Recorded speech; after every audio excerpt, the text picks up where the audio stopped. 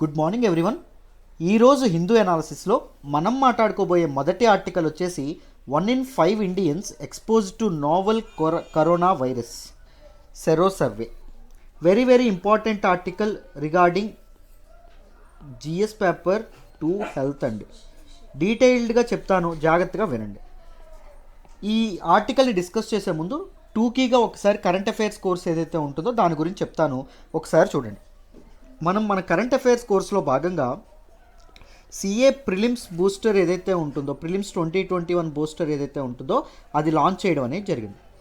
దీనిలో భాగంగా ఏం చేస్తాము అంటే మీకు జూన్ 2020 నుంచి మే 2021 వరకు మొత్తం కరెంట్ అఫైర్స్ కాంప్రహెన్సివ్గా కవర్ అవ్వడం అనేది జరుగుతుంది. మనకు కరెక్ట్గా 120 డేస్ ఉందండి ప్రిలిమ్స్కి.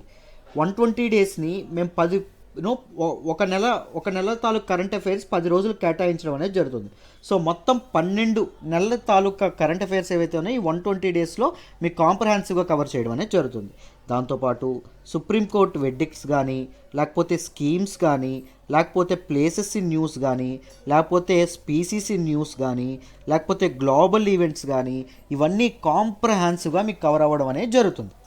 గవర్నమెంట్ ఇనిషియేటివ్స్ కానీ, పాలసీస్ కానీ, ఇవన్నీ డీటెయిల్డ్గా కవర్ చేయడం అనేది జరుగుతుంది. అర్థమైందా? ఇది ఎంతవరకు? ప్రిలిమ్స్ 2021 వరకు. అర్థమైందా? ప్రిలిమ్స్ 2021 తర్వాత ఏంటవుతుంది? మీరు మళ్ళీ ఏమైనా డిస్కంటిన్యూ చేస్తారా మిమ్మల్ని అంటే లేదండి. మీకు తెలుసు కదా మన కోర్సులన్నీ లైఫ్ టైం వ్యాలిడిటీ కోర్సులు. అలా అయితే అన్ని కోర్సులు ఎలా లైఫ్ టైం వ్యాలిడిటీనో కరెంట్ అఫైర్స్ కోర్స్ కూడా అదే లైఫ్ టైం వ్యాలిడిటీ. ప్రిలిమ్స్ అయిపోయిన తర్వాత ఏం చేస్తుందంటే you will shifted to regular current affairs course ఉంటుంది కదా, రెగ్యులర్ కరెంట్ అఫైర్స్ కోర్సు. దానిలో ఏం చేస్తాము చూడండి. డైలీ హిందూ అనాలిసిస్ యొక్క hand written PDF and editorials ఏవైతే మన దీనిలో కవర్ చేయట్లేదో ఆ ఎడిటోరియల్స్ కవర్ చేయడం అనేది జరుగుతుంది. ఎంసీక్యూస్ ఏవైతే ఉంటాయో ఎంసీక్యూస్ కవర్ చేయడం అనేది జరుగుతుంది. మెయిన్ సెషన్స్ ఏవైతే ఉంటాయో మెయిన్ సెషన్స్ ఉంటాయి. కరెంట్ అఫైర్స్ టెస్ట్ ఏదైతే ఉంటుందో కరెంట్ అఫైర్స్ టెస్ట్ ఉంటుంది. ఇప్పుడు మీరు జాయిన్ అయితే ఏమొస్తాయి దీనిలో? డైలీ హిందూ అనాలిసిస్ వస్తుంది. మీరు జాయిన్ అయిన మొదటి రోజు నుంచే daily Hindu analysis hand written PDF వస్తుంది, ఎడిటోరియల్స్ వస్తాయి. ఎంసీక్యూస్ ఇప్పుడు ఏం చేసాం, ఎంసీక్యూస్ మెయిన్స్ కాకుండా దాని బదులు ఏమైనా ఇంట్రడ్యూస్ చేసాం, సిఏ ప్రిలిమ్స్ 2021 తాలూకా ప్రోగ్రామ్ ఇంట్రడ్యూస్ చేసాం. అంటే ప్రిలిమ్స్ దృష్టిలో పెట్టుకొని మీకు మొత్తం అంతా కాంప్రహెన్సివ్ కవరేజ్ అవ్వాలని చెప్పి సిఏ టెస్ట్ వచ్చేస్తుంది, కరెంట్ అఫైర్స్ టెస్ట్ ఎవ్రీడే వస్తుంది. సో ఈ 4తో పాటు మీకు కరెంట్ అఫైర్స్ ప్రిలిమ్స్ 2021 ప్యాక్ రావడం అనేది జరుగుతుంది. ఫీజు ఎంతండి? ఫీజు 10,000 రూపాయలండి. 10,000 రూపాయలని నువ్వు ఎన్ని ఇన్స్టాల్మెంట్లో కట్టచ్చు? 5,000 చొప్పున 2 ఇన్స్టాల్మెంట్లో నేను కట్టుకోవచ్చు. అర్థమైందా? లైఫ్ టైం 10,000 కడితే లైఫ్ టైం వ్యాలిడిటీతో కరెంట్ అఫైర్స్ మీకు జాబ్ వచ్చేంత వరకు కరెంట్ అఫైర్స్ చెప్పడం అనేది జరుగుతుంది. ఆలోచించండి. ఇది నెంబర్ అండి, అడ్మిషన్స్ కోసం ప్రత్యూష మేడం నెంబర్. ఒకసారి ఆ నెంబర్కి మీరు ఫోన్ చేసి చక్కగా మీరు జాయిన్ అవ్వచ్చు. అర్థమైందా? దాంతోపాటు ఇన్ఫినిటీ ప్రోగ్రామ్ ఏదైతే ఉంటుందో ఇన్ఫినిటీ ప్రోగ్రామ్ గురించి, యూపీఎస్సీ ఇన్ఫినిటీ గురించి మీ అందరికీ తెలిసే ఉంటుంది. Complete prelims plus mains plus interview కలిపి ప్రోగ్రామ్ అండి ఇది. సో బేసిక్స్ లెవెల్స్ నుంచి, పునాదుల నుంచి, లోతుల నుంచి దీనిలో చెప్పడం అనేది జరుగుతుంది. దాంతోపాటు మీ అందరికీ ఎవరైతే జాయిన్ అవుతారో మీరు జాయిన్ అయిన మొదటి రోజు నుంచే మీకు మెయిన్స్ ఆన్సర్ రైటింగ్ ప్రాక్టీస్ ఏదైతే ఉంటుందో అది చేయించడం అనేది జరుగుతుందమ్మ. అర్థమైందా? దాంతోపాటు కరెంట్ అఫైర్స్, ఇప్పుడు ఈ కరెంట్ అఫైర్స్ తాలూకు మన కోర్స్ ఏదైతే ఉంటుందో అది కూడా ఇన్ఫినిటీకి ఇంక్లూడెడ్ అండి. మొత్తం ఇన్ఫినిటీ కమ్స్ విత్ ఎవ్రీథింగ్. దాంతోపాటు ఏపీపీఎస్సీ టీఎస్పీఎస్సీ నోటిఫికేషన్ పడింది అనుకోండి, మీరు ఆ ఎగ్జామ్ రాయాలంటే ఆ ఎక్స్ట్రా సిలబస్ కూడా మీకు కవర్ చేయడం అనేది జరుగుతుంది. Without taking a single penny, రూపాయి కూడా ఎక్స్ట్రా ఉండదు. అండ్ సీసాట్ కూడా దీనిలో కవర్ అవుతుంది. అర్థమైందా? లైఫ్ టైం వ్యాలిడిటీతో వస్తున్నటువంటి కోర్సు. మీకు లైఫ్ టైం వ్యాలిడిటీతో both live classes plus recorded క్లాసెస్కి యాక్సెస్ ఉండడం అనేది జరుగుతుంది. ఒక్కసారి జాయిన్ అయితే సరిపోతుందండి. అర్థమైందా? మరి ఫీజు ఎంతండి? సింగిల్ పేమెంట్ చేస్తే 45,000 రూపాయలమ్మ. సింగిల్ పేమెంట్ చేస్తే 45,000 రూపాయలకి లైఫ్ టైం వ్యాలిడిటీ. లేదు నాకు ఇన్స్టాల్మెంట్లు కావాలి అంటే 11 నెలల్లో నెలకు 5,000 చొప్పున కూడా మీరు కట్టుకోవచ్చు. లైఫ్ టైం వ్యాలిడిటీ అనేది వస్తుంది. అర్థమైందా? మీకు లైఫ్ టైం వ్యాలిడిటీ ఏదైతే ఉంటుందో అది అందిస్తున్నాం. ఆలోచించండి. Live plus recorded sessions life time వ్యాలిడిటీతో అండ్ డైలీ హిందూ మీకు కరెంట్ అఫైర్స్ కవర్ అవుతాయి, జిఎస్ పేపర్స్ అన్నీ కవర్ అవ్వడం అనేది జరుగుతుంది. అండ్ బిగినర్ సెంట్రిక్ అప్రోచ్తో ఉండడం అనేది జరుగుతుంది. అండ్ కంప్లీట్ మీకు యూపీఎస్సీ ప్రిపరేషన్ అనేది దీనిలో అయిపోతుంది. One of the best course మేము ఆఫర్ చేస్తుంది, ప్రీమియం కోర్స్ మన ఇన్స్టిట్యూట్లో. నెక్స్ట్ ఆప్షనల్స్ విషయం వస్తే పబ్లిక్ అడ్మినిస్ట్రేషన్ సురేష్ సార్ చెప్తారు. ఒకసారి మన ప్లేలిస్ట్లు ఏవైతే ఉంటాయో ఒకసారి అవి చూడండి. చూసి మీకు నచ్చితే టీచింగ్ స్టైల్ నచ్చితేనే జాయిన్ అవ్వండి చక్కగా. అండ్ యాంథ్రపాలజీ ఏదైతే నా టీచింగ్ స్టైల్ మీకు నచ్చినట్టయితే నేను యాంథ్రపాలజీ టీచ్ చేస్తానమ్మా. యాంథ్రపాలజీ కూడా మీకు నచ్చినట్టయితే శాంపుల్ వీడియోస్ మన ప్లేలిస్ట్లో ఉంటాయి, యూపీఎస్సీ యాంథ్రపాలజీ అని. నచ్చితేనే జాయిన్ అవ్వండి. మరి బోత్ ఆప్షనల్స్కి ఫీజు ఎంత అండి? ఆప్షనల్ తాలూకా ఫీజు ఎంత అంటే కరెక్ట్గా 25,000 రూపాయలండి. మీరు ఇన్స్టాల్మెంట్లు కావాలంటే 25,000 రూపాయలు, నెలకు 5,000 చెప్పును కట్టుకోవచ్చు. లేదు సింగిల్ పేమెంట్ చేసేస్తామంటే 20,000 రూపాయలకే మీకు ఇస్తున్నాం. 5,000 తగ్గించడం అనేది జరుగుతుంది. అర్థమైందా మీకు? చక్కగా anthropology, as far as anthropology is concern, మంచి నోట్స్ అనేది ప్రొవైడ్ చేయడం అనేది జరుగుతుంది. మన అమ్మ భాషలో బైలింగియల్లో మీకు నాతో మాట్లాడే ఒక ఫ్రీడమ్ ఉంటుంది, ఏదైనా ఒపీనియన్ షేర్ చేసుకునే ఫ్రీడమ్ ఉంటుంది. ఆప్షనల్కి పర్సనల్ గైడెన్స్ అనేది నేను ప్రొవైడ్ చేస్తాను. అర్థమైందా? సో మీరు చాలా చక్కగా వెరీ కంఫర్టబుల్గా నేర్చుకోవచ్చండి. అర్థమైందా? సో ఏది మీకు అడ్మిషన్స్ కావాలంటే ఈ నెంబర్ ఏదైతే ఉంటుందో దీనికి చక్కగా ఫోన్ చేసి జాయిన్ అవ్వండి. ఓకేనా? ఇప్పుడు ఈ ఫస్ట్ ఆర్టికల్ ఏదైతే ఉంటుందో దీన్ని కవర్ చేద్దాం, జాగ్రత్తగా వినండి. చూడండి అమ్మా, హిందూ వాళ్ళు ఈ మొత్తం ఆర్టికల్ తాలూకు ఇన్ఫర్మేషన్ని ఇదిగోండి ఈ చిన్న ఇన్ఫోగ్రాఫిక్లో పెట్టేశారు. ఏంటో చూద్దాం, జాగ్రత్తగా వినండి. ఏం జరిగింది అంటే రీసెంట్గా third round of serow survey ఏదైతే ఉంటుందో, సెరో ప్రివలెన్స్ సర్వే ఏదైతే ఉంటుందో ఈ సర్వే అనేది కండక్ట్ చేయడం అనేది జరిగింది. ఎవరండి కండక్ట్ చేశారు? ఐసీఎంఆర్ వారు కండక్ట్ చేయడం అనేది జరిగిందమ్మా. ఐసీఎంఆర్ వారు Indian council of medical research వాళ్ళు కండక్ట్ చేయడం అనేది జరిగింది. This is the third one. First రెండు ఎప్పుడు జరిగినాయి? ఆగస్టులో ఫస్ట్ రౌండ్ జరిగింది. ఫస్ట్ రౌండ్ మేలో జరిగింది. సెకండ్ రౌండ్ అనేది ఆగస్టులో జరిగింది, మన 2020లో. ఇప్పుడు థర్డ్ రౌండ్ ఎప్పుడు జరిగింది? మన డిసెంబర్లో జరగడం అనేది జరిగింది. అర్థమైందా? చూడండి దీనిలో ఏ రిపోర్ట్ వచ్చిందో చూద్దాము, జాగ్రత్తగా వినండి అమ్మ. The third national wide COVID-19 survey serow prevalence survey peg the overall exposure to the virus at 21.5%. భారతదేశ జనాభాలో 21.5% మంది COVID-19కి ఇదయ్యారు. COVID-19 బారిన ఆల్రెడీ పడ్డారు. అర్థమైందా? డిటెక్ట్ అవ్వనియండి, డిటెక్ట్ అవ్వలేదు అనుకోండి, బట్ COVID-19 బారిన అయితే పడ్డారు. ప్రతి 5గురిలో ఒకరికి COVID-19 సోకడం అనేది జరిగింది అని చెప్పడం అనేది జరిగిందమ్మా. అర్థమైందా? సో మే 11 నుంచి జూన్ 4 వరకు ఎంత అండి? 0.7 ఎక్స్పోజర్. అర్థమైందా? ఓన్లీ 0 అంటే 100లో ఒక్కరు కూడా COVID-19 సోకల. ఆగస్టు 17 నుంచి సెప్టెంబర్ 22 వరకు చూసుకుంటే 7.1, ఇది ఫస్ట్ రౌండ్లో, ఇది సెకండ్ రౌండ్లో. అర్థమైందా? 7.1% అంటే 100లో 7గురికి సోకింది. అర్థమైందా? ఇప్పుడు డిసెంబర్ 17 నుంచి డిసెంబర్ 20, ఇప్పుడు డిసెంబర్లో కండక్ట్ చేసింది 21.5% సెరో ప్రివలెన్స్ రేట్ ఉండడం అనేది జరిగింది. సెరో ప్రివలెన్స్ రేట్ అంటే ఏంటి అంటే the section of population that exhibit the existence of antibodies. Antibodies అంటే ఏంటండి? చూడండి, ఒక మనిషికి కోవిడ్ సోకిందనుకోండి, కరోనా వైరస్ మామూలుగా ఏదో ఒక ప్యాథోజన్ మనిషి బాడీలోకి ఎంటర్ అయిందనుకోండి, మనిషి బాడీలో ఉన్నటువంటి ఇమ్యూన్ సిస్టమ్ ఏం చేస్తుంది? నా బాడీలోకి ఒక ఫారెన్ పార్టికల్, బయట నుంచి ఒక పార్టికల్ వచ్చింది అని చెప్పి ఇది యాంటీబాడీస్ ఏదైతే ఉంటుందో దాన్ని జనరేట్ చేస్తుంది. సో యాంటీబాడీస్ అనేవి దేనికి స్పెసిఫిక్గా ఉంటాయి? ఈ వైరస్కి, ఏదైతే సోకిన వైరస్ ఉంటుందో ఆ వైరస్కి స్పెసిఫిక్గా ఉండడం అనేది జరుగుతుంది. అర్థమైందా? సో మరి COVID-19 ఏదైతే ఉంటుందో COVID-19కి సోకినటువంటి COVID-19 తాలూకా యాంటీబాడీస్ ఏంటండి అంటే ఇమ్యునోగ్లోబిన్ G. ఇవన్నీ ప్రిలిమ్స్లో అడుగుతారు, ఇలాంటివన్నీ జాగ్రత్తగా గుర్తుపెట్టుకోవాలి. IgG అంటే దాని అర్థం ఏంటి? శాంపిల్స్ చేసిన వ్యక్తుల్లో, శాంపిల్స్ ఎవరి దగ్గర తీసుకున్నారో వాళ్ళందరిలో 21.5 మెంబర్స్కి వాళ్ళ బ్లడ్లో ఏం కనిపించింది? ఈ IgG, ఇమ్యునోగ్లోబిన్ G అనేటటువంటి యాంటీబాడీ ఏదైతే ఉంటుందో అది డిటెక్ట్ అయింది. ఈ యాంటీబాడీ డిటెక్ట్ అయిందంటే దాని అర్థం ఏంటి? వాళ్ళకి COVID-19 సోకింది అని అర్థం. అప్పుడే చెప్పుకున్నాం, యాంటీబాడీ అనేది ఎప్పుడండి రిలీజ్ చేస్తుంది? మన ఇమ్యూన్ సిస్టమ్ ఎప్పుడైతే ప్యాథోజన్ బాడీలోకి ఎంటర్ అవుతుందో అప్పుడు చేస్తుంది. అర్థమైందా? సో దాన్ని బట్టి సెరో ప్రివలెన్స్ని లెక్కించడం అనేది జరుగుతుంది. సో ఇండియన్ పాపులేషన్లో 20% అంటే ఎంత? మామూలుగా 100లో 20 మందికి సోకింది అంటే దాని అర్థం ఏంటి? 5గురిలో ఒకరికి సోకింది. ఆ లెక్క ప్రకారం ప్రతి 5గురిలో ఒకరికి COVID-19 రావడం అనేది జరిగింది అని చెప్పడం అనేది జరిగిందమ్మ. అర్థమైందా? నెక్స్ట్ చూడండి, the prevalence among health workers was 25.7. Health workers ఏదైతే శాంపిల్స్ తీసుకున్నారో శాంపిల్స్లో ప్రివలెన్స్ ఎంత ఉందంటే 25.7% అనేది ఉంది. అంటే ప్రతి నలుగురు హెల్త్ వర్కర్లో ఒక హెల్త్ వర్కర్కి తప్పకుండా కోవిడ్-19 సోకింది అని చెప్పడం అనేది జరిగింది.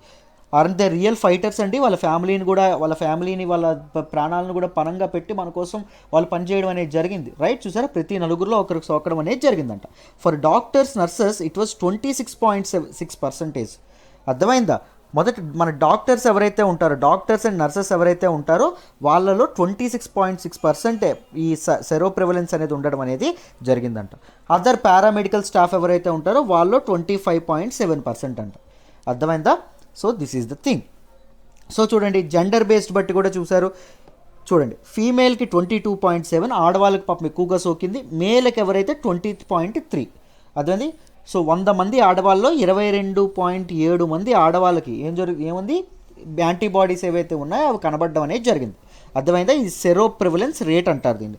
నెక్స్ట్ ఏజ్ గ్రూప్లో చూడండి, 10 to 17 ఏజ్ గ్రూప్లో 25.3, 18 to 44 ఏజ్ గ్రూప్లో 19.9, 45 to 60 ఏజ్ గ్రూప్లో 23.4, అండ్ ప్లస్ 60 ఇయర్స్ పైబడిన వాళ్ళలో 23.4. సో చూడండి, మనం ఏమనుకున్నాము, మామూలుగా మనకు ఒక ఎజంప్షన్ ఉండేది ఇప్పటి వరకు ఏంటి, మామూలుగా టీనేజర్స్ కానీ యంగ్ పీపుల్ ఎవరైతే ఉంటారో వాళ్ళలో వాళ్ళకి కోవిడ్-19 సోకదు అని చెప్పి. బట్ ఏం జరిగింది, కోవిడ్-19 సోకింది. చూసారా, 25.3% ఏకంగా ఉండడం అనేది జరిగింది. అండ్ చిల్డ్రన్లో కూడా ఎక్కువగా ఉండడం అనేది జరిగిందంట. ఏం ఎక్కువగా ఉందమ్మా, మన తాలూకు ఇదేదైతే ఉంటుందో అది ఎక్కువగా ఉండడం అనేది జరిగిందంట. అర్థమైందా? కోవిడ్-19 సెరో ప్రివలెన్స్ రేట్ ఏదైతే ఉంటుందో అది ఎక్కువగా ఉండడం అనేది జరిగిందంట. లార్జ్ ప్రపోర్షన్ ఆఫ్ పాపులేషన్ వల్నరబుల్గా ఉంది అని చెప్పడం అనేది జరిగిందండి. అర్థమైందా? అండ్ ఈ వీటితో పాటు రూరల్ అండ్ అర్బన్ ఏరియాస్ మధ్య కూడా ఈ సెరో ప్రివలెన్స్లో చాలా వ్యత్యాసం అనేది కనిపించిందండి. ఎంత కనిపించింది, ఏం జరిగింది, రూరల్ ఏరియాస్లో మామూలుగా పాత సర్వేలో అంటే సెకండ్ సర్వేలో 5.2% ఉందంట. ఏంటి సెరో ప్రివలెన్స్, ఇప్పుడు ఏకంగా అది 19%కి పెరిగింది. అంటే ప్రతి 100 మంది రూరల్ పీపుల్లో 19 మెంబర్స్కి కోవిడ్-19 ఆల్రెడీ సోకింది. అర్థమైందా? ఇక్కడ మనం డిటెక్ట్ చేసినటువంటి కేసుల గురించి మాట్లాడట్లేదండి.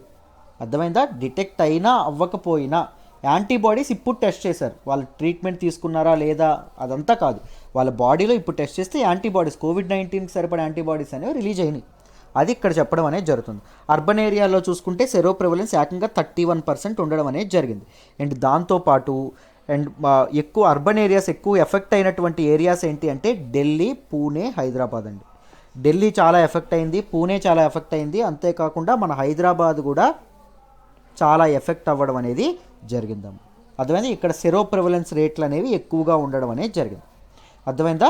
సో ఎందుకు సెరో సర్వేలెన్స్ ఏదైతే ఉంటుందో, సెరో సర్వేలెన్స్ అంటే ఏంటి, దాంతోపాటు సెరో ప్రివలెన్స్ అంటే ఏంటి, ప్రిలిమ్స్ లెవెల్లో ఏవైతే ఉన్నాయో ఇవి చదువుకుందాం. చూడండి, జాగ్రత్తగా వినండి. What is serow surveillance? Serow surveillance అంటే ఏంటి అంటే ఇట్ డిటెక్ట్ స్పెసిఫిక్ యాంటీబాడీస్. ఏం చేస్తుంది? ఇట్ డిటెక్ట్ స్పెసిఫిక్ యాంటీబాడీస్ ఏవైతే ఉంటాయో వాటిని డిటెక్ట్ చేయడం అనేది జరుగుతుంది దీనిలో భాగంగా. సో కోవిడ్-19కి సరిపడేటటువంటి యాంటీబాడీస్ ఏంటమ్మా, ఇప్పుడే చెప్పుకున్నాం, ఇమ్యునో గ్లోబినిన్ IgG అని అంటాం. అర్థమైందా? అంటే కోవిడ్-19 ఒక అటాక్ అయింది అనుకోండి, ప్యాథోజన్ కోవిడ్-19 వైరస్, సో మన బాడీ ఈ యాంటీబాడీస్ ఏవైతే ఉంటాయో వీటిని రిలీజ్ చేస్తుందంట. దాంతోపాటు పాస్ట్ ఇన్ఫెక్షన్స్ ఏవైతే ఉన్నాయో, పాస్ట్ ఇన్ఫెక్షన్స్ కూడా గుర్తించడానికి, ముందు ఏ వ్యాధులు సోకాయో తెలుసుకోవడానికి కూడా ఏంటిది చేస్తారు, సెరో సర్వేలెన్స్ అనేది ఇదవ్వడం అనేది జరుగుతుందమ్మ. అర్థమైందా? This will be use to monitor trends in prevalence of the novel corona infection ఏదైతే ఉంటుందో అది ఇదవ్వడానికి, దాన్ని డిటెక్ట్ చేయడానికి, దాని ట్రెండ్స్ మానిటర్ చేయడానికి దీన్ని వాడడం అనేది జరుగుతుంది, సెరో ప్రివలెన్స్ సర్వేని. రైట్. ఇంకొకటి చూడండి, దాంతోపాటు హెర్డ్ ఇమ్యూనిటీ రీచ్ అవ్వడానికి ఎంత సమయం పడుతుంది అనేటటువంటిది ఇది చేయడానికి కూడా ఇది అవుతుందండి. హెర్డ్ ఇమ్యూనిటీ అంటే ఏంటి అంటే ఒక పాపులేషన్లో ఎక్కువ మందికి వ్యాధి సోకింది అనుకోండి, ఏం జరుగుతుంది అంటే ట్రాన్స్మిషన్ చైన్ ఏదైతే ఉంటుందో అది కట్ అవ్వడం అనేది జరుగుతుంది. That phenomenon is called heard immunity. అర్థమైందా? హెర్డ్ ఇమ్యూనిటీ అని చెప్పి మనం అనడం అనేది జరుగుతుంది. సో మీకు 20% పాపులేషన్కే ఉంది. ఎగ్జాక్ట్ మనం ఇప్పుడు ఎంత చెప్పుకున్నాం, 21% చెప్పుకున్నాం, అంతే కదా, పాపులేషన్కే వచ్చింది. అదే ఇఫ్ ఇట్ గోస్ టు 50-60% పీపుల్కి ఆల్రెడీ సోకినట్టు ఉందనుకోండి, తర్వాత మరి వ్యాధి అనేది రాదంట. తర్వాత వైరస్ అనేది ఏం చేయలేదు. బికాస్ దిస్ పాపులేషన్ మొత్తానికి ఇమ్యూనిటీ, యూనివర్సల్ ఇమ్యూనిటీ ఏదైతే ఉంటుందో, హెర్డ్ ఇమ్యూనిటీ ఏదైతే ఉంటుందో అది వచ్చేస్తుంది. అర్థమైందా? మీరు మొన్న ఢిల్లీలో సెరో ప్రివలెన్స్ అనేది సర్వే అనేది చేశారు. ఎంతమందికి వచ్చిందమ్మా? ఏకంగా 56% సెరో ప్రివలెన్స్ అనేది ఉండడం అనేది జరిగింది. సో చాలామంది ఎక్స్పర్ట్స్ ఏమంటున్నారు, Delhi already heard immunity reach అయిపోయింది, ఇక ఢిల్లీ సేఫ్ అని చెప్పి చాలామంది అనడం అనేది జరుగుతుంది. అర్థమైందా? So this is what sero surveillance. Herd immunity అంటే కూడా మీకు అర్థమైందనే అనుకుంటున్నాను. So this is very very important. Herd ఇమ్యూనిటీకి సంబంధించినటువంటి ఇవేవైతే ఉన్నాయో తప్పకుండా ప్రిలిమ్స్లో రావచ్చు, and they may ask in main సెషన్లో కూడా అడగచ్చు. ఎందుకు అంటే మనకి కోవిడ్-19 పాండమిక్ మోడలింగ్ అంటారు, లేకపోతే ఎపిడెమిక్ మోడలింగ్ అని కూడా అంటారు. సో మ్యాథమెటికల్ మోడలింగ్ అని, లేకపోతే ఈ సర్వేలని, వీటన్నింటినీ చేసి ఏం చేస్తారు, కోవిడ్-19 యొక్క ట్రెండ్స్ ఏవైతే ఉంటాయో వాటిని చెప్తారు. So this pandemic modelling will definitely be a most potential ఉన్నటువంటి question. It may appear in 2021 mains. So make sure you make note of this pandemic modelling. అర్థమైందా? ఏ మోడలింగ్లో ఏ టెక్నిక్స్ ఉంటాయి, ఏ స్ట్రాటజీస్ ఉంటాయి, ఇవన్నీ నోట్ మేకింగ్ అనేది చేసుకోండి. రైట్, ఐ హోప్ ఈ ఆర్టికల్ మీకు డీటెయిల్డ్గా అర్థమైందని అనుకుంటున్నాను. Let me go to the next article. మనం మాట్లాడుకోబోయే నెక్స్ట్ ఆర్టికల్ వచ్చేసి, for affluent EPF is not nest egg but goose that lays golden eggs. Very very important article అండి. జాగ్రత్తగా వినండి, మీకు క్లియర్గా అర్థమైపోతుంది. జిఎస్ పేపర్ 3 ఎకానమీలో మనం మాట్లాడుకుంటాం, ట్యాక్సేషన్లో మనం మాట్లాడుకుంటాం, ఎకానమీ రిలేటెడ్ ఆర్టికల్. ఒకసారి ఈ ఆర్టికల్ ఏంటో డీటెయిల్గా ఎక్స్ప్లెయిన్ చేస్తాను, మీకు ఈజీగా అర్థమైపోతుంది. జాగ్రత్తగా వినండి. చూడండి, ఈ ఆర్టికల్ దేని గురించి మాట్లాడుతుందంటే, ఇక్కడ చూడండి, ఈజీ పిక్కింగ్స్, ఈజీగా సొమ్ము చేసుకుంటున్నారంట. ఎవరు చేసుకుంటున్నారు ఏంటో చూద్దాము, జాగ్రత్తగా వినండి. ఇది మీకు అర్థం కావాలంటే ముందు మీకు ఎంప్లాయీ ప్రొవిడెంట్ ఫండ్ అనేటటువంటి ఒక కాన్సెప్ట్ తెలియాలి. ఎంప్లాయీ ప్రొవిడెంట్ ఫండ్, పిఎఫ్ అంటాం. మన ఫ్యామిలీస్లో చాలామంది ఎవరైనా గవర్నమెంట్ ఎంప్లాయీస్ కానీ, ఫార్మల్ సెక్టార్లో ఎవరైనా అంటే సాఫ్ట్వేర్ కానీ వీళ్ళు ఎవరైతే చేస్తారో వాళ్ళందరికీ తెలిసే ఉంటుంది, రైట్? వర్క్ చేసే వాళ్ళకి కానీ మీ ఇంట్లో వాళ్ళు ఉంటే కానీ తెలుస్తుంది. ఏం జరుగుతుంది, మన ఒక ఎంప్లాయీ తాలూకా శాలరీలో, ఒక ఎంప్లాయీ యొక్క జీతంలో 10% అనేది ఎక్కడికి వెళ్తుంది, అతని ప్రొవిడెంట్ ఫండ్ ఏదైతే ఉంటుందో ప్రొవిడెంట్ ఫండ్ స్కీమ్ కోసం క్రియేట్ అవ్వడం అనేది జరుగుతుంది. ఈపీఎఫ్ స్కీమ్ కోసం ఇది అవ్వడం అనేది జరుగుతుంది. అర్థమైందా? ఈ 10% ఇప్పుడు సపోజ్ చెప్తాను చూడండి, ఈపీఎఫ్ ఎప్పుడు వర్తిస్తుంది అంటే మినిమం శాలరీ 15,000 ఉండాలి. 15,000 రూపాయల శాలరీ ఉన్నటువంటి ఒక ఫార్మల్ సెక్టార్ ఎంప్లాయీకి, ఫార్మల్ సెక్టార్లో పనిచేసేటటువంటి ఎంప్లాయీకి చూడండి 10% ఏదైతే ఉంటుందో 10% పిఎఫ్ కట్ అవుతుంది. అంటే ఎంత కట్ అవుతుంది, 1,500 రూపాయలు పిఎఫ్ కింద వెళ్ళడం అనేది జరుగుతుంది. అర్థమైందా? సో ఇది ఇతను కష్టపడి సంపాదించినటువంటి శాలరీలో కట్టింగ్ ఉంటుంది. అర్థమైందా? నెక్స్ట్, ఎవరైతే నాకు ఉద్యోగం, నా కంపెనీ ఏదైతే ఉంటుందో నా కంపెనీ దీనికి ఇంకొక 1,500 కలుపుతుంది, ఇది కూడా పిఎఫ్కి వెళ్ళడం అనేది జరుగుతుంది. నాకు ఈ పిఎఫ్ నేను ఎప్పుడు కావాలంటే అప్పుడు తీసుకోవచ్చు, మధ్యలో ఇంటర్మీడియట్ పిఎఫ్ విత్డ్రాల్ అనేది చేసుకోవచ్చు, లేకపోతే రిటైర్మెంట్ టైంలో కూడా నాకు పిఎఫ్ ఏదైతే ఉంటుందో పిఎఫ్ హెల్ప్ అవుతుంది. నేను సేవ్ చేసుకున్నటువంటి నా ప్రొవిడెంట్ ఫండ్ ఇలా నెలకి 3,000 రూపాయలు చొప్పున క్రియేట్ అవుతుంది. అర్థమైందా? సో ఇప్పుడు ఏం జరుగుతుందో చెప్తాను చూడండి. ఈ 3,000 రూపాయలు ఏవైతే ఉన్నాయో ఈ 3,000 రూపాయలకి నాకు సంవత్సరానికి మళ్ళీ వడ్డీ లభిస్తుంది. ఈ 3,000కి గవర్నమెంట్ 8% ఇంట్రెస్ట్ చొప్పున నాకు క్రెడిట్ చేయడం అనేది జరుగుతుంది. 3,000 రూపీస్ ఇంట్రెస్ట్ చొప్పున, 8% ఇంట్రెస్ట్ చొప్పున 3,000 రూపీస్కి సంవత్సరానికి ఇది చేయడం అనేది జరుగుతుంది. అండ్ 8% ఇంట్రెస్ట్ ఏదైతే ఉంటుందో దిస్ ఈజ్ ట్యాక్స్ ఫ్రీ. మామూలుగా దానికి ట్యాక్స్ బెనిఫిట్ ఉండడం అనేది జరిగింది, ట్యాక్స్ ఎగ్జంప్షన్ ఉండడం అనేది జరిగింది. సపోజ్ నేను చెప్తున్నా 3,000కి 8% ఇంట్రెస్ట్, 8% ఇంట్రెస్ట్ అంటే ఎంతండి, 240 రూపాయలు సంవత్సరానికి 3,000కి ఇంట్రెస్ట్ రావడం అనేది జరుగుతుంది. ఈ 240 రూపీస్కి నేను ఇంట్రెస్ట్ కట్టక్కర్లేదు. అర్థమైందా? సో ఇప్పుడు ఏం జరుగుతుందో చెప్తాను.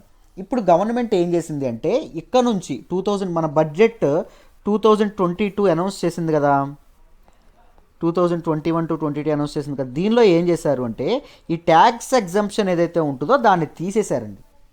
ట్యాక్స్ ఎగ్జంప్షన్, ట్యాక్స్ వాళ్ళు కూడా ఇంట్రెస్ట్ మీద కట్టాలి అని చెప్పడం అనేది జరిగింది. సో ఎప్పుడంటే ఇంట్రెస్ట్ మీద కట్టాలి, అతను క్రెడిట్ శాలరీ ఏదైతే పిఎఫ్కి ఆ ఎంప్లాయీ కంట్రిబ్యూషన్ సంవత్సరానికి 2.2.5 లక్షలు దాటితే 2.5 ల్యాక్స్ ప్లస్ ఉంటాయి. అర్థమైందా? ఇక్కడ చూడండి, నాకు పిఎఫ్ కంట్రిబ్యూషన్ ఎంత జరుగుతుంది, మామూలుగా పిఎఫ్ కంట్రిబ్యూషన్ ఒక ఎంప్లాయీ అకౌంట్కి ఎంత జరుగుతుంది, 3,000 జరుగుతుంది. 3,000 ఇంటూ 12 ఎంత, నాకు మొత్తం ఎంత వెళ్తుంది, 24,000. నేను ఇక్కడ 24,000 మాత్రమే కంట్రిబ్యూట్ చేస్తున్నాను. సో నాకేంటి, నాకు ఇంట్రెస్ట్కి ట్యాక్స్ ఎగ్జంప్షన్ ఉంటుంది. అదే నాకు ఎంతైతే ఇంట్రెస్ట్ పే చేస్తారో నాకు ట్యాక్స్ ఎగ్జంప్షన్ ఉంటుంది. చూడండి, అయితే 2.5 ల్యాక్స్ దాటి నేను కంట్రిబ్యూట్ చేశాను అనుకోండి, 2.5 ల్యాక్స్ దాటి ఆయన కంట్రిబ్యూట్ చేస్తున్నాడు అంటే అతని శాలరీ ఎంత ఉండాలి, 12 ల్యాక్స్ ప్లస్ ఉండాలి. 12 ల్యాక్స్ ప్లస్ ఉంటే ఏం జరుగుతుంది, 12 ల్యాక్స్ 1,20,000, 10%, 1,20,000 ఎవరు కడతారు, ఎంప్లాయీ కడతాడు ప్రొవిడెంట్ ఫండ్లోకి. ఇంకో 1,20,000 ఎవరు కడతారు, కంపెనీ వాడు కడతాడు. మొత్తం 2,40,000. ఇంకో 10,000 అనుకోండి పోనీ. అర్థమైందా? 12.5 ల్యాక్స్ శాలరీ కంటే ఎక్కువ ఉన్న వాళ్ళు ఎవరైతే ఉంటారో వాళ్ళందరికీ ఇంట్రెస్ట్ మీద ట్యాక్స్ పడుతుంది ఇక్కడ నుంచి అని చెప్పడం అనేది జరిగింది.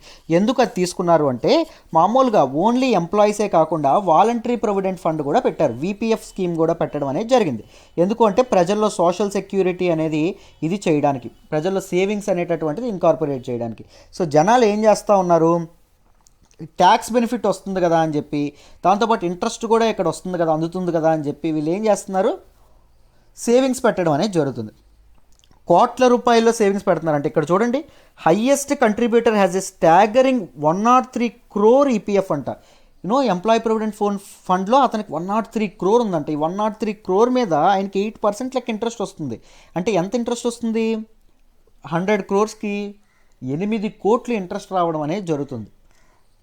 మీకు అర్థమైందా? 8%, 8 కోట్లు ఇంట్రెస్ట్ రావడం అనేది జరుగుతుంది. ఆ 8 కోట్లకి ట్యాక్స్ కట్టక్కర్లా. సో ఇలాంటి వాళ్ళు చాలామంది ఉన్నారు.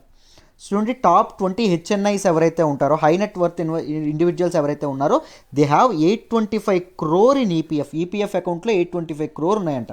అర్థమైందా? వీటి మీద వచ్చేటటువంటి ఇంట్రెస్ట్కి వాళ్ళు ఏం కట్టక్కర్లేదు, ట్యాక్స్ కట్టక్కర్లేదు. అర్థమైంది ఇప్పటి వరకు. సో ఇప్పటి నుంచి గవర్నమెంట్ ఏం చేసింది, సో ఇది అన్ఈక్వల్ అవుతుంది, చాలామంది నిజాయితీగా ట్యాక్స్ కట్టేవాడు ఎవడైతే ఉంటాడో నష్టపోతాడు, వీళ్ళు ఈ రకమైనటువంటి ఇది చేస్తున్నారని చెప్పి 2.5 ల్యాక్స్ దాటినో కంటే ఎక్కువ ప్రొవిడెంట్ ఫండ్ అకౌంట్కి, పిఎఫ్ అకౌంట్కి ఎవరైతే కంట్రిబ్యూట్ చేస్తారో వాళ్ళందరూ ట్యాక్స్ కట్టాలి. ట్యాక్స్ రిటర్న్స్లో ఇది కూడా ఫైల్ చేయాలి తప్పకుండా అనేటటువంటి ఇదేదైతే ఉంటుందో అది తీసుకురావడం అనేది జరిగింది. కానీ క్వశ్చన్ ఈజ్ ఏమంటున్నారు అంటే, ఇది రిట్రాస్పెక్టివ్ ట్యాక్సా ఆర్ ప్రాస్పెక్టివ్ ట్యాక్సా? రిట్రాస్పెక్టివ్ ట్యాక్స్ అంటే ఏంటి చూడండి. సపోజ్ నేను చెప్తున్నా, ఇప్పుడు సపోజ్ 10th పాస్ అయిన ప్రతి ఒక్కరూ పలానా పన్ను కట్టాలని ఒక రూల్ పాస్ చేశారు అనుకోండి, పలానా ట్యాక్స్ కట్టాలని రూల్ పాస్ చేశారు అనుకోండి. ఈ రూల్ ఎప్పటి నుంచి పాస్ అవ్వాలి, మామూలుగా ఈ రూల్ ఎప్పుడైతే నోటిఫై చేస్తారో నెక్స్ట్ ఒక నెల రోజుల నుంచి, తర్వాత ఎవరైతే 10th పాస్ అవుతారో లేకపోతే ఈ బ్యాచ్ నుంచి ఎవరైతే 10th పాస్ అవుతారో, లేకపోతే నెక్స్ట్ బ్యాచ్ నుంచి ఎవరైతే 10th పాస్ అవుతారో వీళ్ళందరూ కట్టాలనేటటువంటి ఇది పెడతారు. కానీ ఇఫ్ ద గవర్నమెంట్ 1995లో బ్యాచ్ ఏదైతే రిలీవ్ అయిందో అప్పటి నుంచి 10th పాస్ అయిన వాళ్ళందరూ కట్టాలని చెప్పింది అనుకోండి ట్యాక్స్. ఇప్పుడు చట్టం ఈరోజు చేసింది, కానీ చెప్పడం ఎప్పటి నుంచి కట్టమని చెప్తుంది, 1995 నుంచి 10th పాస్ అయిన వాళ్ళందరూ కట్టాలని చెప్పింది అనుకోండి. That is retrospective tax. దాని అమలు అనేది ఎప్పుడూ పాస్ట్ డేట్ నుంచి ఉండడం అనేది జరిగింది. అండ్ ప్రాస్పెక్టివ్ ట్యాక్స్ అంటే ఏంటి, ఎప్పుడైతే అమలు పరిచారో దాని తర్వాత, అంటే ఈరోజు అమలు పరిచారు అనుకోండి, ఈరోజు కానీ ఈరోజు తర్వాత కానీ ఏదైనా డేట్ ఇచ్చారనుకోండి, ఆ డేట్ నుంచి వర్తిస్తే దాన్ని ప్రాస్పెక్టివ్ ట్యాక్స్ అంటాం. సో చాలామంది ఏమనుకుంటున్నారు అంటే రిట్రాస్పెక్టివ్ ట్యాక్స్ చేస్తారేమో, ఇప్పటి వరకు ట్యాక్స్ ఉన్న వాళ్ళు ఎవరైతే ఉంటారో ఈ ప్రొవిజన్ పొందిన వాళ్ళు ఎవరైతే ఉంటారో వాళ్ళ మీద ట్యాక్స్ వేస్తారేమో లేదో అని చెప్పి అనుకోవడం అనేది జరుగుతుంది. కొంతమంది ఏమనుకుంటున్నారు, మన తాలూకా గవర్నమెంట్ ఏం చెప్తుంది, లేదు ప్రాస్పెక్టివ్ ట్యాక్స్ అని చెప్పడం అనేది జరుగుతుంది. ఎందుకంటే మన ఈ మధ్యన మన తాలూకా సెంట్రల్ గవర్నమెంట్ ఈ రిట్రాస్పెక్టివ్ ట్యాక్స్ విషయంలో చాలా కాంట్రవర్సీస్లో ఉండడం అనేది జరిగింది. వడాఫోన్ ఇష్యూ చూసుకున్నా, కేగ్ ఎనర్జీ ఇష్యూ చూసుకున్నా చాలా ప్రాబ్లమ్స్లో మనం ఉండడం అనేది జరిగింది. అర్థమైందా? దాంతోపాటు ఏం పెరుగుతున్నాయి, మన దానిలో సోషల్ ఇన్ఈక్వాలిటీస్ అనేవి పెరుగుతున్నాయండి. ఈ సోషల్ ఇన్ఈక్వాలిటీస్ పెరుగుతున్న మధ్యలో ఎవరైతే రిచ్ పీపుల్ ఉంటారో వాళ్ళు ఇలాంటి లూప్ హోల్స్ ఉపయోగించుకొని ఇంకా రిచ్ అయిపోతూ ఉన్నారు. పూర్ పీపుల్ పాపం ఇంకా పూర్గానే మగ్గిపోతుండడం అనేది జరిగింది. ఇప్పుడు ఇలాంటి ట్యాక్స్ అనేది వసూలు చేస్తే government May invest the tax in some other infrastructure building కానీ వెల్ఫేర్ స్కీమ్స్కి కానీ ఉపయోగపడవచ్చు. రైట్, మన సోషల్ ఇన్ఈక్వాలిటీస్ కోవిడ్-19 తీసుకొచ్చినటువంటి సోషల్ ఇన్ఈక్వాలిటీస్ కూడా మనం చదువుకున్నాం రిచ్ అండ్ పూర్కి మధ్య. అవునా, అంబానీ గంటకి 90 కోట్లు సంపాదిస్తూ ఉంటే మన తాలూకా కామన్ మ్యాన్ ఇండియాలో 30% పీపుల్ నెలకి 3,000 రూపాయల కంటే తక్కువ ఎర్న్ చేయడం అనేది జరుగుతుంది. అర్థమైందా ఎంత సోషల్ ఇన్ఈక్వాలిటీస్ ఎలా ఉన్నాయో చూడండి. సో వీటిని ఇది చేయడానికి ఏమన్నారు, కోవిడ్-19 సెస్ అనేటటువంటిది ఒకటి తీసుకురండి అన్నారు. అవునా, కోవిడ్-19 సెస్ అనేది గవర్నమెంట్ తీసుకురమ్మని చెప్పి ప్రపోజల్ పెట్టింది. సివిల్ సొసైటీస్ ప్రపోజల్ పెట్టాయి, కానీ గవర్నమెంట్ వద్దని చెప్పడం అనేది జరిగింది. Most of the times this government is acting pro corporate. Right, కార్పొరేట్లు కాస్త సపోర్ట్గా వ్యవహరించడం అనేది జరుగుతుంది కాబట్టి ఇది చేసేయడం అనేది జరిగింది, కన్సిడర్ చేయలేదు బడ్జెట్లో. రైట్, బట్ కొద్దిగా థ్యాంక్ఫుల్లీ ఇప్పుడు ఇదేదైతే ఉంటుందో 2.5 lakh per annum కంటే ఎక్కువ ప్రొవిడెంట్ ఫండ్ కంట్రిబ్యూట్ చేసేటటువంటి ఎంప్లాయీస్ ఎవరైతే ఉంటారో వాళ్ళకి ట్యాక్స్లు అనేవి వేయడం అనేది జరుగుతుంది. అర్థమైందా? ఇది చూడండి, with an average corpus of 5.92 crore they earned 50.3 lakh. అర్థమైందా? యావరేజ్గా ఫస్ట్ 100 ఎవరైతే ఉన్నారో, ఫస్ట్ 100 ప్రొవిడెంట్ ఫండ్ కంట్రిబ్యూటర్స్ ఎవరైతే ఉన్నారో వాళ్ళ తాలూకు యావరేజ్ కార్పస్ 5.92 crores అంట. సో యాన్యువల్లీ వీళ్ళు ట్యాక్స్ ఎంత ఎర్న్ చేస్తున్నారంటే 50 lakh రూపీస్ ట్యాక్స్ అనేవి ఎర్న్ చేస్తున్నారు. పోనీ ఎర్న్ చేస్తున్నారు కరెక్టే, ఎర్న్ చేయడంలో తప్పలేదు. ఈ 50 lakhs వాళ్ళు ట్యాక్స్ ఏమైనా కడుతున్నారా, పన్ను కట్టట్లా.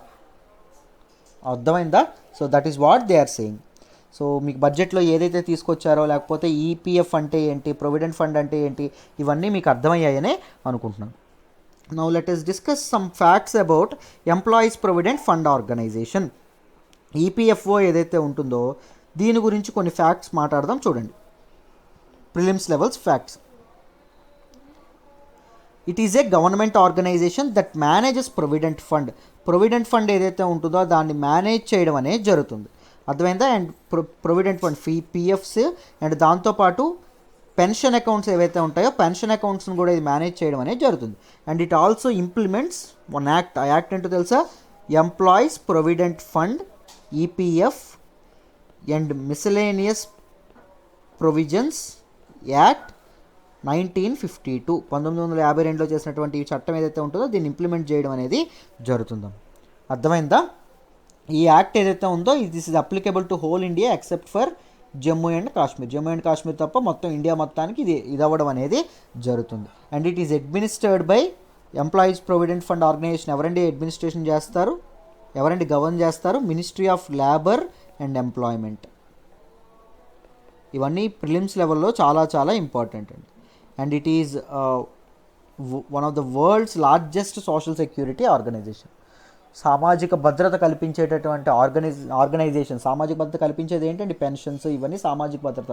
సొసైటీలో ఒక సేఫ్టీ, ఒక సెక్యూరిటీ మనకి ప్రొవైడ్ చేస్తాయి. అర్థమైందా? ఏమైనా విపత్తులు జరిగినా, ఒక్కసారిగా ఉద్యోగం ఏమైనా పోయినా, లేకపోతే రిటైర్మెంట్ అయినా మనకంటూ ఒక భద్రత ఉంటుంది, బతికేటటువంటి స్వాతంత్రం కల్పిస్తాయి. రైట్, స్వేచ్ఛగా హాయిగా.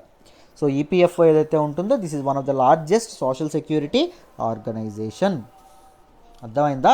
So this is all about this article. ఈ ఆర్టికల్ కూడా మీకు డీటెయిల్డ్గా అర్థమైందని అనుకుంటున్నాను. Now let me move to the next article.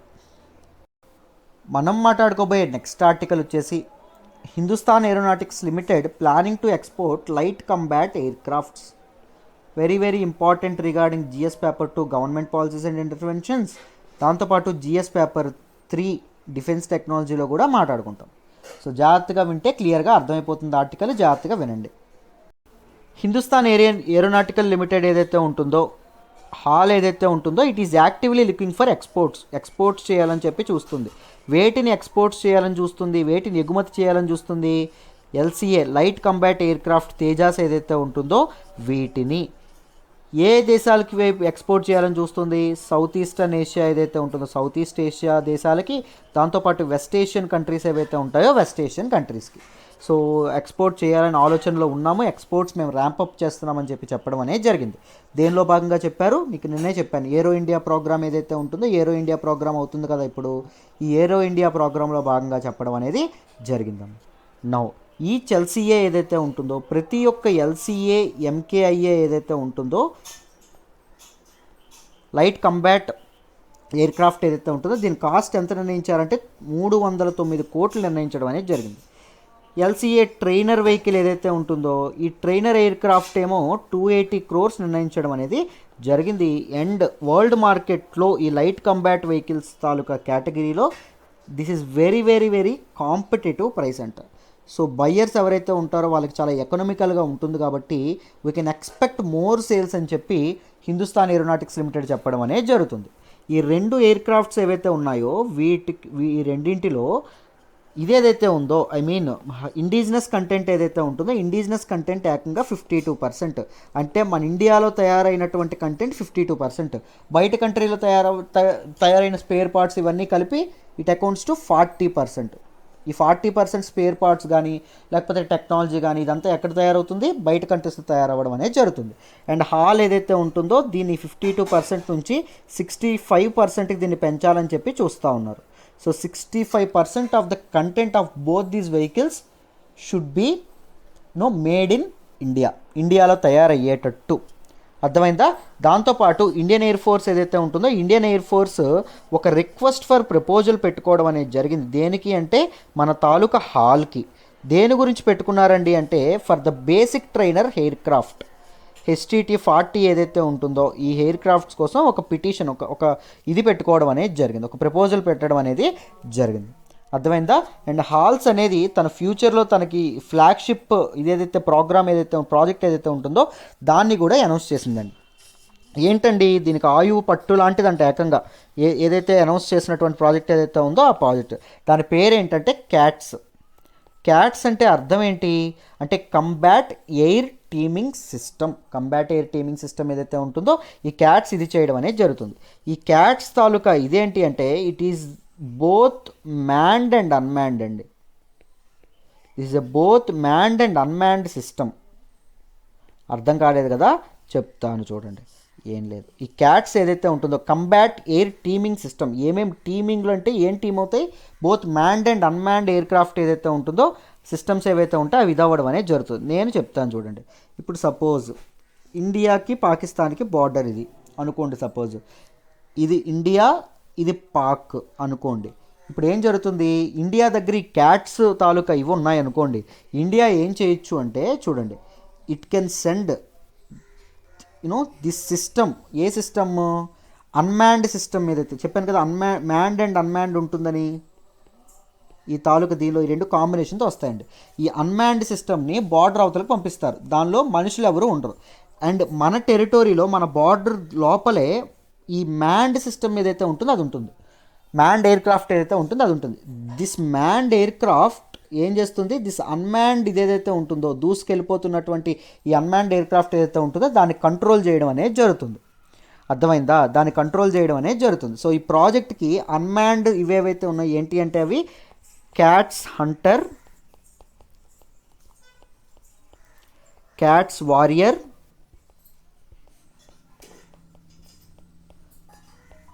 ఆల్ఫాసెస్, ఇవన్నీ అన్మ్యాన్డ్ అండి. ఈ అన్మ్యాన్డ్ని కంట్రోల్ చేయడానికి ఏది ఉంటుంది, ఒక మదర్ ఎయిర్ క్రాఫ్ట్ అనేది ఉంటుంది, that is manned air craft. అర్థమైందా? ఈ మ్యాన్డ్ ఎయిర్ క్రాఫ్ట్ ఎక్కడ ఉంటుంది, మన ఇండియాలోనే ఉండదు, ఇండియన్ టెరిటరీలోనే ఉంటూ దాన్ని కంట్రోల్ చేయడం అనేది జరుగుతుంది. So that it will deep penetration అనేది ఉంటుంది. మన శత్రువు ఎనిమి యొక్క టెరిటరీలోకి డీప్ పెనట్రేషన్ ఏదైతే ఉంటుందో అది సాధ్యపడుతుంది. అర్థమైంది? అటాక్ అనేది చాలా ఎఫిషియెంట్గా ఉంటుంది. అర్థమైందా? దాంతోపాటు ఇంకేం చెప్పారు అంటే మన తాలూకా డిఫెన్స్ మినిస్టర్ అయినటువంటి రాజ్నాథ్ సింగ్ గారు మాట్లాడుతూ India is ready to supply weapon systems supply చేయడానికి ఇండియా అనేది రెడీగా ఉంది. ఎవరికి వెపన్ సిస్టమ్స్ సప్లై చేయడానికి అంటే ఇండియన్ ఓషన్ రీజియన్లో ఉండేటటువంటి కంట్రీస్ ఏవైతే ఉన్నాయో IOR కంట్రీస్. సో ఇండియా యొక్క రీసెంట్ గోల్ ఏం పెట్టుకుంది జియో పొలిటికల్ ఎరాలో, to safe guard Indian ocean region, free and open Indian rules based Indian ocean region ఏదైతే ఉంటుందో దానికోసం. మరి ఇండియాకి ఈ ఫ్రీ ఇండియన్ ఓషన్ రీజియన్ సాధ్యపడాలంటే థ్రెట్ ఎవరున్నారు అంటే చైనా ఉంది. చైనా యొక్క ఇన్ఫ్లుయెన్స్ వీటిలో పెరుగుతుంది కదా. సో ఎవరైతే ఇండియన్ ఓషన్ రీజియన్ కంట్రీస్ ఏవైతే ఉన్నాయో అవన్నీ కలిసికట్టుగా కోఆపరేటివ్గా ఉంటూ if there is any threats, మామూలుగా ఎనీ బాటిల్ నెక్స్ ఏవైనా ఇబ్బందులు ఏవైనా ఉన్నా ఏం చేయాలి, దాన్ని సమర్థవంతంగా ఇది చేయడం అనేది జరగాలి. దాంతోపాటు ఇండియా అనేది ఏం చెప్పింది, it will also supply weapon systems Indian ocean regions. దాంతోపాటు it will ensure peaceful IOR region, Indian ocean region పీస్ఫుల్గా ఉండేటట్టు ఉండడానికి ఇది సాయశక్తులా కృషి చేస్తాను అని చెప్పడం అనేది జరిగింది, ఒక రూల్స్ బేస్డ్ ఆర్డర్ మెయింటైన్ చేయడానికి. And initiatives also taken to share white shipping information. White shipping information ఏదైతే ఉంటుందో అది మన తాలూకా ఫ్రెండ్లీ కంట్రీస్ అంటే ఐఓఆర్ కంట్రీస్తో షేర్ చేసుకోవాలని చెప్పి అనుకుంటుంది. What is this white shipping information?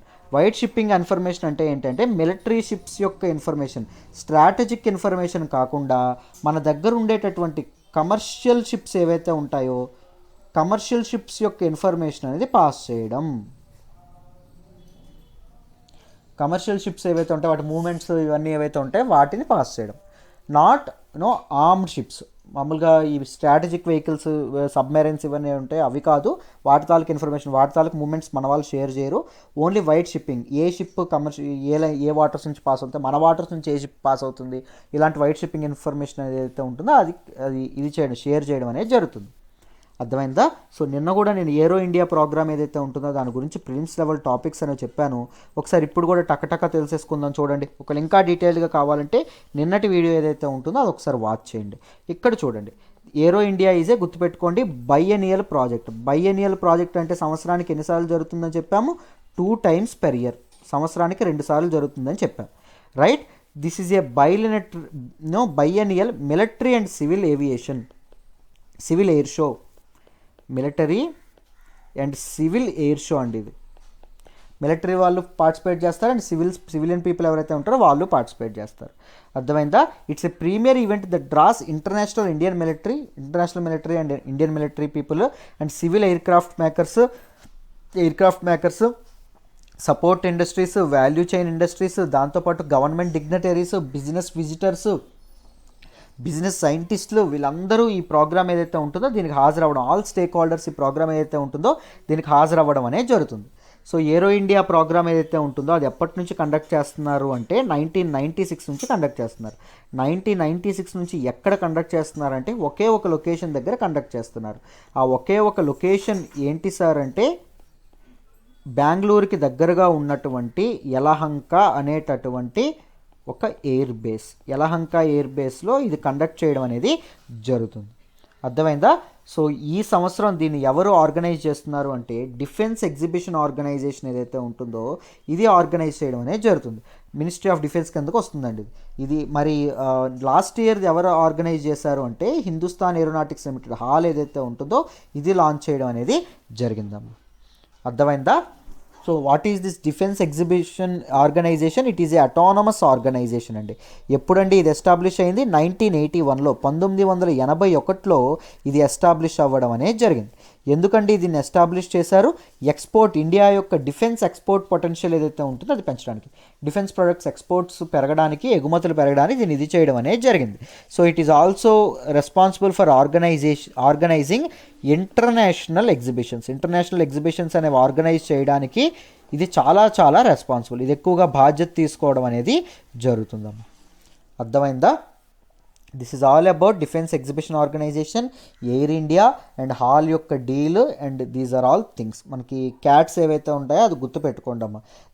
There might be a probable question, ఒక ప్రాబబుల్ క్వశ్చన్ అనేది కూడా రావచ్చు దాని మీద. అర్థమైందా? క్యాట్స్ అనే ప్రోగ్రామ్ ఎవరు లాంచ్ చేశారు రీసెంట్గా అని? ఎవరు? Hindustan aeronautics limited. అర్థమైందా? So this is all about this article and I hope you understand this article in detail అమ్మా. Let me move to the next article. మనం మాట్లాడుకోబోయే నెక్స్ట్ ఆర్టికల్ వచ్చేసి maternal welfare scheme beneficiaries cross 1.75 crore. 1.75 crore అనేది దాటడం అనేది జరిగిందంటే ఎవరు? Maternal welfare scheme యొక్క బెనిఫిషరీస్. ఏంటి ఆ స్కీము? వీటన్నింటి గురించి డీటెయిల్గా మాట్లాడదాం. జిఎస్ పేపర్ 2లో దీన్ని మాట్లాడతాం. గవర్నమెంట్ పాలసీస్ అండ్ ఇంటర్వెన్షన్స్లో మనం దీన్ని మాట్లాడడం అనేది జరుగుతుంది. జాగ్రత్తగా వినండి, క్లియర్గా ఎక్స్ప్లెయిన్ చేస్తాను. చూడండి అమ్మా, ప్రధానమంత్రి మాతృవందన యోజన గురించి ఈ ఆర్టికల్ ఏదైతే ఉంటుందో ఇది రావడం అనేది జరిగింది. మొదట ప్రధానమంత్రి మాతృవందన యోజన ఏదైతే ఉంటుందో దీని గురించి తెలుసుకుందాం. దీని తర్వాత ఈరోజు న్యూస్లోకి ఏమొచ్చిందో మాట్లాడదాం, జాగ్రత్తగా వినండి. ఫస్ట్ వన్, ప్రధానమంత్రి మాతృవందన యోజన ఏదైతే ఉంటుందో ఇది ఎప్పుడు లాంచ్ చేశారు అంటే 2016లో 2016లో దీన్ని లాంచ్ చేయడం అనేది జరిగిందమ్మ. అర్థమైందా? అసలు ఏంటి ఈ స్కీము అంటే it is A conditional cash transfer scheme. Cash transfer అనేది చేస్తారంట. ఎవరికి చేస్తారు? ప్రెగ్నెంట్ ఉమెన్కి అండ్ లాక్టేటింగ్ మదర్స్ ఎవరైతే ఉంటారో, ప్రెగ్నెంట్ గర్భవతులు, దాంతోపాటు పాలిచ్చే తల్లులు ఎవరైతే ఉంటారో వాళ్ళకి వాళ్ళ మొదటి చైల్డ్ ఫస్ట్ చైల్డ్ పుట్టేటప్పుడు ఏం చేస్తారు? క్యాష్ ట్రాన్స్ఫర్ అనేది చేస్తారు. ఎంతండి క్యాష్ ట్రాన్స్ఫర్ చేస్తారు అంటే 5,000 రూపాయలు చేయడం అనేది జరుగుతుంది. 5,000 రూపాయలు 3 ఇన్స్టాల్మెంట్స్లో చేయడం అనేది జరుగుతుంది. 3 ఇన్స్టాల్మెంట్లో 5,000 డైరెక్ట్ బెనిఫిట్ ట్రాన్స్ఫర్ ద్వారా అంటే డైరెక్ట్ అకౌంట్కి వేసేయడం అనేది జరుగుతుందమ్మ. Under the national food security act NFSA act 2013 దాని ప్రకారం ప్రెగ్నెంట్ ఉమెన్కి 6,000 వచ్చేది. బట్ దీనిలో 1,000 రూపాయలు తగ్గించి 5,000 రూపాయలు మాత్రమే ఇవ్వడం అనేది జరుగుతుందండి. అర్థమైందా? దాంతోపాటు ఈ యాక్ట్ అనేది పెద్దగా అవ్వకపోవడానికి ప్రాబ్లం ఏంటి అంటే ప్రాబ్లం ఏంటంటే చూడండి అమ్మ, కన్సర్న్స్ చూడండి ఈ స్కీమ్ది. Only for the first born, only మొదట పిల్లాడు ఎవరైతే ఉంటారో వాళ్ళకి, రెండోసారి కాన్పు వస్తే వాళ్ళకి ఇది వర్తించడం అనేది జరగదు. Provided after meeting several conditionalities, చాలా కండిషనాలిటీస్ అనేవి ఇది చేయడం అనేది జరుగుతుంది. చాలా కండిషనాలిటీస్, ఇది చాలా కండిషన్స్ మీట్ అయిన తర్వాతే మాత్రమే ఆ 5,000 రూపాయలు ఏవైతే ఉంటాయో అవి ఇవ్వడం అనేది జరుగుతుంది. ప్రూఫ్ ఆఫ్ అడ్రస్ ఏదైతే ఉంటుందో మ్యారిటల్ హోమ్ అనేది ఉండాలి. అంటే ఆధార్ కార్డులో అడ్రస్ ఏదైతే ఉంటుందో అది మార్పించుకోవాలండి. ఇది కావాలి అంటే ఏం చేయాలి? ఎవరికి దీని అడ్రస్కి మార్పించుకోవాలి? వాళ్ళ భర్త తాలూకు అడ్రస్ ఏదైతే ఉంటుందో దానికి మార్చుకోవాలి. హస్బెండ్స్ ఆధార్ కార్డు కూడా తప్పనిసరిగా ప్రొడ్యూస్ చేయడం అనేది జరగాలి. మినిమం ఏజ్ ఆఫ్ 19 ఇయర్స్ అనేది తప్పకుండా ఉండాలి. 19 ఏళ్ళు అనేవి తప్పకుండా ఉండడం అనేది జరగాలి. దాంతోపాటు father and mother need to give separate undertaking that the child is the first living child for both of them. So మన తాలూకు ఇద్దరికీ ఫస్ట్ చైల్డే అవ్వాలి. మీకు అర్థమవుతుందా? ఒకవేళ రెండో వివాహం అనుకోండి, ఏం జరుగుతుంది? ఒకరికి ముందు ఒక అబ్బాయి పుట్టిన ముందు వేరే ఒక ఫస్ట్ చైల్డ్ వేరే వ్యక్తికి పుట్టినప్పటికీ ఈ మహిళకు వర్తించడం అనేది జరగదు. అర్థమైందా? సెపరేట్ ఇది ఇవ్వడం అనేది జరగాలి. దాంతోపాటు డాక్యుమెంటేషన్ కూడా ఎక్కువ అంటండి. టోటల్ ఆఫ్ 6 అప్లికేషన్ ఫామ్స్ ఏవైతే ఉంటాయో అవి ఫిల్ చేయాలంట. మొత్తం 6 అప్లికేషన్ ఫామ్స్ ఫిల్ చేయాలంట. With total 32 pages to be filled by the beneficiary. 32 పేజీల్లో 30 పేజీలు ఎవరైతే లబ్ధిదారులు ఉండాలో వాళ్ళే ఇది చేయాలంట. మామూలుగా ఈ ప్రెగ్నెంట్ తాలూకా ఈ బెనిఫిషియరీ తీసుకునే వాళ్ళు ఎవరుంటారండి? ఎడ్యుకేషన్ తక్కువగా ఉండేవాళ్ళు కానీ, అవగాహన లేని వాళ్ళు కానీ ఉండడం అనేది జరుగుతుంది. ఒకవేళ అవగాహన ఉన్నప్పటికీ మామూలుగా గర్భవతులు వీళ్ళందరికీ ఓపికలు ఏమైనా ఉంటాయా? ఉండవు. సో బట్ వీళ్ళు ఏం చేస్తూ ఉన్నారు? అప్లికేషన్స్ ఎక్కువ అండ్ దాంతోపాటు డాక్యుమెంటేషన్ ఇంత ఎక్కువ పెట్టడం వల్ల చాలామంది బెనిఫిషరీస్కి ఈ తాలూకా స్కీమ్ యొక్క ఫ్రూట్స్, ఈ తాలూకా ప్రాఫిట్ లాభం ఏదైతే ఉంటుందో ఈ ఫ్రూట్స్ ఏవైతే ఉంటాయో అవి అనుభవించట్లేదు. అర్థమైందా? చాలామంది ఈ స్కీమ్ని అసలు ఉపయోగించుకోవట్లేదని చెప్పడం, చాలామందికి రీచ్ అవ్వట్లేదంట. అర్థమైందా? As many as 9 IDs to be produced. Copy of Aadhaar card కానీ, కాపీ ఆఫ్ ఐడెంటిటీ ప్రూఫ్ కానీ, copy of voter ID card కానీ, both husband wife voter ID card, copy of ration card కానీ, దాంతోపాటు కాపీ ఆఫ్ పాస్బుక్ కానీ, copy of mother and child protection card కానీ, ఇన్ని cards వీళ్ళు ఇది చేయడం అనేది జరగాలి. రైట్? సో ఎంత ఇస్తున్నారు? 5,000 ఇస్తున్నారు. అది కూడా ఎన్న ఇన్స్టాల్మెంట్లో ఇస్తున్నారు? 3 ఇన్స్టాల్మెంట్లో ఇస్తున్నారు. దానికి కూడా కొన్ని రెస్ట్రిక్షన్స్ అనేవి పెట్టారు. కొన్ని రెస్ట్రిక్షన్స్ ఏవైతే ఉన్నాయో అవి ఫుల్ చేయాలని. ఏంటండి ఆ రెస్ట్రిక్షన్స్ అంటే ఇక్కడ రాశారు చూడండి. So some conditions like registration of pregnancy అయినట్టు రిజిస్ట్రేషన్ చేయించుకోవాలి. ప్రెగ్నెన్సీ వచ్చినట్టు రిజిస్ట్రేషన్ చేయించుకోవాలి. అట్లీస్ట్ 1 యాంటీనాటల్ చెకప్, అంటే గర్భధారణ ఉండేటప్పుడు గర్భంలో శిశువు ఉండేటప్పుడే కడుపులో బిడ్డను మోస్తున్నప్పుడు ఏం చేయాలి? ఒక చెకప్ డాక్టర్ చెకప్ అనేది చేసుకోవాలి. And registration of child birth and vaccinations, పుట్టిన బిడ్డ ఎవరైతే ఉంటారో అతని తాలూకు పుట్టుకుని ఇది చేయాలి. దాంతోపాటు వ్యాక్సినేషన్ కూడా వేయించాలి. దాని తర్వాత 3వ ఇన్స్టాల్మెంట్ క్రెడిట్ అవుతుంది. అర్థమైందా? ప్రెగ్నెన్సీ రిజిస్టర్ చేసినప్పుడు ఫస్ట్ ఇన్స్టాల్మెంటు, 2వ ఇన్స్టాల్మెంట్ ఎప్పుడు అంటే మనకి యాంటీనాటల్ చెకప్ ఏదైతే ఉంటుందో ఆ యాంటీనాటల్ చెకప్ అప్పుడు చెకప్ చేసిన తర్వాత 2వ ఇన్స్టాల్మెంటు, అతనికి ఆ పిల్లాడు పుట్టిన తర్వాత వ్యాక్సినేషన్ ఇస్తాం కదా, వ్యాక్సిన్ టీకా వేయించిన తర్వాత 3వ ఇన్స్టాల్మెంట్ పడుతుంది. ఇంత రిగరస్ వర్క్ ఉండడం వల్ల, ఇంత sophisticated and very tedious documentation ఉండడం వల్ల ఏం జరుగుతుంది, చాలామంది దీన్ని తీసుకోవడానికి ముందుకు రాకపోవడం అనేది జరుగుతుందమ్మ. అయితే ఇది ఎందుకు న్యూస్లోకి వచ్చింది అంటే, గవర్నమెంట్ మెటర్నిటీ బెనిఫిట్ స్కీమ్ అయినటువంటి ప్రధానమంత్రి మాతృవందన యోజన ఏదైతే ఉంటుందో, ఈ Pradhan Mantri Matru Vandana Yojana it has crossed 1.75 crore eligible 1.575 crore eligible బెనిఫిషరీస్కి ఇది అందడం అనేది జరిగిందంట. అర్థమైందా? 1,75,00,000 మంది లబ్ధిదారులకి ఈ స్కీమ్ తాలూకా పథకం యొక్క ఇదేదైతే ఉంటుందో అది అందడం అనేది జరిగిందని చెప్పారండి. టోటల్ ఆఫ్ 5,931.95 crores, మొత్తం ఎంత, 5,931.95 కోట్లు, మొత్తం 1.75 crore ఉమెన్ ఎవరైతే ఉంటారో వాళ్ళకి పంచిపెట్టడం అనేది జరిగిందంట. ఎప్పటి నుంచి ఎప్పటి వరకు, 2018 నుంచి 2020 మధ్యలో. అర్థమైందా? ఓన్లీ 2020లోనే ఎంత, 2,063.70 crores ఏదైతే ఉంటుందో ఇంత మొత్తం ఇదవ్వడం అనేది జరిగింది. ఇంత మొత్తం 2020లో ఎంతమందికి ఇచ్చారు, 65.12 lakh ఉమెన్కి ఈ బెనిఫిషరీస్ అనేవి, ఈ డబ్బులు అనేవి అందడం అనేది జరిగిందంటండి. దాంతోపాటు however it aim to reach 51.7 lakh women. 2016 నుంచి ఎంతవరకు ఇది చేయమన్నారు, 2016 నుంచి సంవత్సరానికి 51.7 లక్షల మంది ఆడవాళ్ళకి పథకం తాలూకా ఇవి అందాలని చెప్పి టార్గెట్ పెట్టుకున్నారండి. సో దీని లెక్క ప్రకారం ఎంత అవ్వాలి, 2016 నుంచి 2020 వరకు మొత్తం 4 సంవత్సరాలు. ఈ 4 సంవత్సరాలకి ఎంత అవ్వాలి, 2 కోట్లు దాటిపోవాలి. కానీ ఎంతమందికి వచ్చింది, 1.75 crore బెనిఫిషరీస్కి మాత్రమే అందింది. సో ఎందుకు అందట్లేదో సరిగ్గా నేను కారణాలు కూడా ఇప్పుడే ఎక్స్ప్లెయిన్ చేశాను. రైట్. సో ఈ స్కీమ్ ఎప్పుడు లాంచ్ అయింది, డిసెంబర్ 31, 2016 డిసెంబర్ 31న ప్రధానమంత్రి నరేంద్ర మోడీ గారు ఈ తాలూకా ఇదేదైతే ఉంటుందో దాన్ని ఇది చేయడం అనేది జరిగింది. అర్థమైందా? దిస్ ఈజ్ ఆల్ అబౌట్ ప్రధానమంత్రి మాతృవందన యోజన. మీ అందరికీ ఈ స్కీమ్ ఏదైతే ఉంటుందో ఇది డీటెయిల్డ్గా అర్థమైందనే అనుకుంటున్నాను. Right, nice. This is all about this article అండి. మళ్ళీ మనం నెక్స్ట్ ఆర్టికల్ ఏదైతే ఉంటుందో దాన్ని డిస్కస్ చేద్దాం. చూడండి, మనం మాట్లాడుకోబోయే నెక్స్ట్ ఆర్టికల్ వచ్చేసి 2 ఆర్టికల్స్ పక్కన పెట్టాను చూడండి. ఇది మయన్మార్ యొక్క పొలిటికల్ క్రైసిస్కి సంబంధించినటువంటి article. Amid resistance Myanmar blocks Facebook block చేయడం అనేది జరిగింది. మయన్మార్ యొక్క ఇంటర్నల్ థింగ్. అండ్ ఇండియా అనేది మయన్మార్ తాలూకా దీనికి ఎలా రెస్పాండ్ అయింది అనేటటువంటిది ఏదైతే ఉంటుందో అది రెండవది. అర్థమైందా? ఈ రెండింటిని మనం దేనిలో చదువుకుంటాము, ఇంటర్నేషనల్ రిలేషన్స్లో GS పేపర్ 2లో మనం చదువుకోవడం అనేది జరుగుతుంది. ఈ మయన్మార్లో పొలిటికల్ క్రైసిస్ ఎందుకయింది, మిలిటరీ కూ ఇచ్చింది.